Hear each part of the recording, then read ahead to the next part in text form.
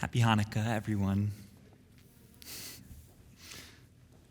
So I have a small confession to make, which is that for much of my life, I've been a bit of a Hanukkah Grinch. I've often dismissed Hanukkah as a poor response to Christmas. I felt that the holiday was spiritually simplistic, a celebration of military victory with a Hallmark movie message about light and darkness. I felt actually embarrassed having to sing a single Hanukkah song at winter holiday choir concerts. And quite frankly, I always felt that the Hanukkah songs could not hold a candle to the glorious Hallelujah chorus that became our annual high school choir tradition. I had no problem being surrounded by Christmas. I felt that Judaism has its moments to shine.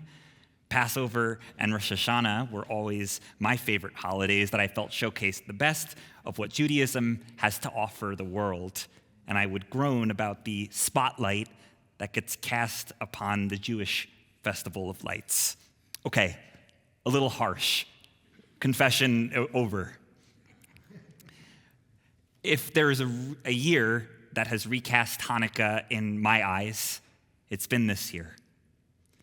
Much of that, I think, has to do with the rare alignment between Christmas and Hanukkah, which happens around 5 times per century.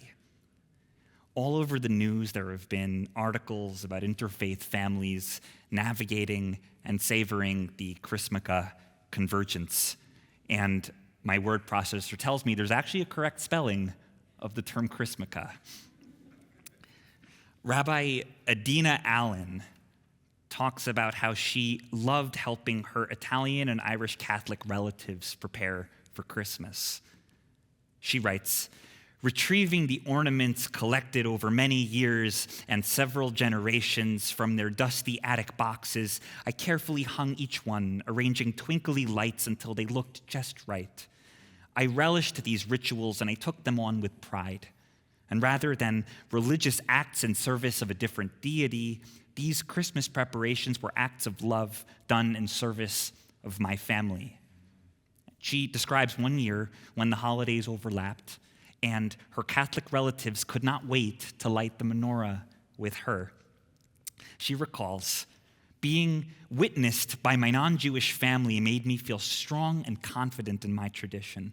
I will never forget the image of the candles aglow on their dining room table beneath a picture of the Pope, the Christmas lights twinkling in the background. And while this could have been an experience of dissonance or confusion, instead, it was one of clarity and connection, one that made me feel confirmed in my Judaism and grateful for the way that these traditions could live side by side." I experienced something of this joy firsthand this year, lighting the menorah that Leo made in the ECC, just before beholding the remarkable woodworking and needlepoint creations that Caroline, my wife's family, exchanged for their annual Christmas maid gift tradition. And I would note that with my lack of craftiness, I now simply enjoy this tradition as a spectator. Rabbi Allen's reflection made me think of why Hanukkah offers a unique opportunity to build bridges beyond the Jewish community. And that is, as Cantor taught us, the commandment to publicize the miracle. We are commanded to light the menorah in the doorway or window, specifically so that it may be seen by passers-by. On Passover, we invite strangers into our home to share the Seder with us. Yet Hanukkah is all about sharing the light beyond our walls. In my Hanukkah Grinch days, I used to think that the Christmas Hanukkah Kwanzaa blend diluted each festival's distinctive flavor and meaning. Who here remembers Christmas Hanukkah Kwanzaa from Virgin Mobile? This year, for the first time, I fully appreciate just how important it is for the Jewish community to share its light and its miracles with the world, specifically when questions of religion and identity are at the fore of public consciousness. And when we do, we need not fear that our lights will be washed out by the glaring Fifth Avenue lights or blend in so that they become unrecognizable. Instead, they become beautiful, unmistakable highlights in the collective winter light show. And when we share our miracles, we allow for unexpected cultural exchanges to bridge often fraught divides. This year, the Iranian Jewish food writer Tanaz Sassouni brought together Hanukkah and the ancient Persian winter solstice festival of Yalda, which is celebrated in Iran, Afghanistan, and Azerbaijan, to create what they call Erev Yalda. Sassouni and her guests lit Hanukkah candles, read aloud the works of the 14th century Iranian poet Hafiz, ate fried Iranian dough and sufganiyot filled with Iranian sour cherry jam. Sassouni's co-organizers, Rachel Sumech, says that blending one of Iran's most important celebrations with Jewish traditions at a time when Israel and Iran are locked in escalating tension is a thoughtful way to remind us of our common humanity.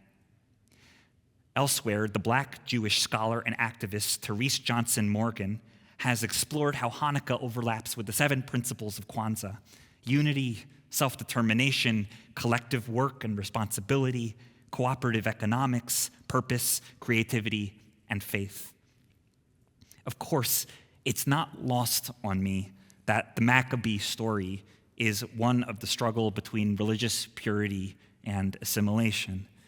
It's not hard to imagine what the Maccabees would have thought about Chrismukkah, Erev Yalda, and Kwanzaa.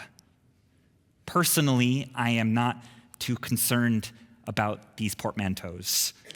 Instead, I am heartened by the efforts to use these winter festivals to turn down the heat on the cultural conflicts simmering beneath our society, as Abigail Pogrebin and Rabbi Dov Linzer wrote this week in their guest essay to the New York Times. In the second episode of the Joseph story, which always falls during Hanukkah, we find Joseph, now Pharaoh's second in command, and his brothers dining in the same tense room. Joseph's servants serve him by himself, the rest of his Egyptian household by themselves, and the Hebrew brothers separately. Because, as the Torah teaches, the Egyptians could not dine with the Hebrews, since that would be abhorrent to the Egyptians. Now, the commentators offer a number of explanations for this attitude. Perhaps it was their diet, their clothing, perhaps it was simply the Hebrews' status as foreigners. And yet, despite their discomfort, they broke bread together, if not at the same table. My hope is that Hanukkah and the festivals that light up the darkest days can offer us a chance to share light and warmth with those who feel most distant from us, where there still exists the possibility for connection, however faint. The festival alone may not bring us around the table together as family, but it can be a start. I want to leave you with one of my favorite symbols of Israel. This is the holiday of holidays in Haifa. A mixture of around 290,000 Jews, Muslims, and Christians from 5 different denominations live in the northern city. And in 1993, the Haifa municipality, the Jewish Arab Center Beit HaGeffen, and the Residents Committee of Wadi Nisnas, the main Christian neighborhood, organized a festival of holiday booths, performances, and decorations against the backdrop of the illuminated Baha'i World Center. This year, the festival returned after the lights went dark in the winter of 2023. The residents of Haifa will be the first to tell you that the city is not without tension. Yet Father Yusef Yakub of the St. Lucas Maronite Church puts it best. It has been a long journey to reach a new dimension of love and forgiveness. I have Jewish friends and Muslim friends. The moment you have friends of different faiths, You understand their anxiety and pain. Now, when we speak about light, we know what darkness is. Chag Urim Sameach, wishing you a bright and warm festival of lights.